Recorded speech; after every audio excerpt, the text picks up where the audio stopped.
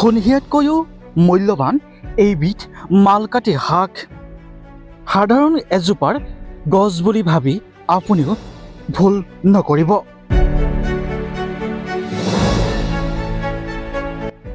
বাৰীৰ চুকে কোণে নিশ্চয় আপুনিও কেতিয়াবা এই শাকবিধক দেখা পাইছে। বহু সময়ত আপুনি এইজোপাৰ সাধাৰণ তৃণজাতীয় উদ্ভিদ বুলি ভাবি অৱহেলা কৰে, কিন্তু এতিয়াৰে পৰা এইজোপাৰ উদ্ভিদক দেখা লগে লগে আপুনিও ভাবিবলৈ বাধ্য হ'ব যে এইজোপাৰ উদ্ভিদ সোণহিয়াতকৈ কিন্তু কম মূল্যৱান নহয়।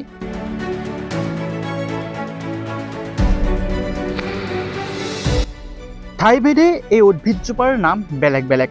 বহু ঠাইত ইয়াক সুহানি বন বুলিও জনা যায়, আনহাতে বহু ঠাইত ইয়াক মালকাঠি উদ্ভিদ বুলিও জনা যায়। এইজোপাৰ উদ্ভিদৰো আছে বহু ঔষধীয় গুণ।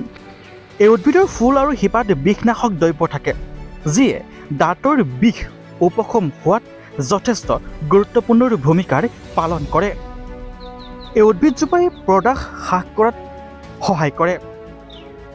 মালকাঠি শাকত থকা এণ্টি মাইক্ৰ'বিয়েল নামৰ যি যৌগ, সেই যৌগৰ বিধে যিকোনো ধৰণৰ ৰোগ প্ৰতিৰোধ ক্ষমতা বৃদ্ধি কৰাত সহায় কৰে। প্ৰস্ৰাৱ জ্বলা পোৰা কৰাত এই উদ্ভিদজোপাই উপশম কৰাত যথেষ্ট গুৰুত্বপূৰ্ণ ভূমিকা পালন কৰে। ইয়াৰ উপৰিও মুখৰ আলচাৰ হ'লে এই উদ্ভিদজোপাৰ শিপা, ফুল আৰু পাতে উপশম হোৱাত গুৰুত্বপূৰ্ণ ভূমিকা পালন কৰে। অতীজৰে পৰা এই উদ্ভিদজোপাৰ প্ৰধান কামটোৱে হৈছে যে আমাৰ দাঁতৰ যিকোনো ধৰণৰ ৰোগ, পোকে খোৱা, অন্যথাৰ দাঁত আৰু উশাহৰ মুখৰ জিভাঘাৰ নিৰাময় কৰাটো এই উদ্ভিদজোপাৰ ফুল, শিপা আৰু পাতে যথেষ্ট সহায় কৰে।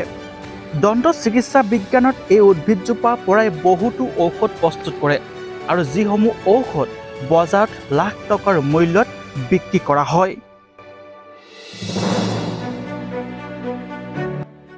সেয়েহে বহু অভিজ্ঞ লোকে এতিয়া ক'ব বিচাৰে, বাৰীৰ চুকতে পৰি থকা এইবিধ মালকাঠি শাক এতিয়া আপুনি অৱহেলা নকৰিব, কিয়নো এই শাকবিধ এতিয়া সোণহিয়াতকৈও যেন অধিক মূল্যৱান হৈ পৰিছে।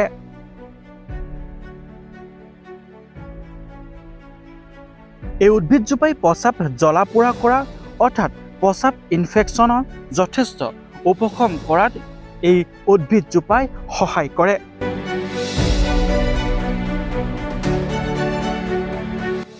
আপোনাৰ বাৰীৰ চুকতে পৰি থকা এই শাকবিধে ইমান যে উপকাৰী গুণ আছে আপুনি হয়তো আগতে জনা নাছিল। যিমান পাৰে সিমান এই ভিডিঅ'টো শ্বেয়াৰ কৰক, যাতে সকলোৱে এই উদ্ভিদজোপাৰ উপকাৰী গুণসমূহৰ বিষয়ে জানিব পাৰে। Bureau' report, news time Assam.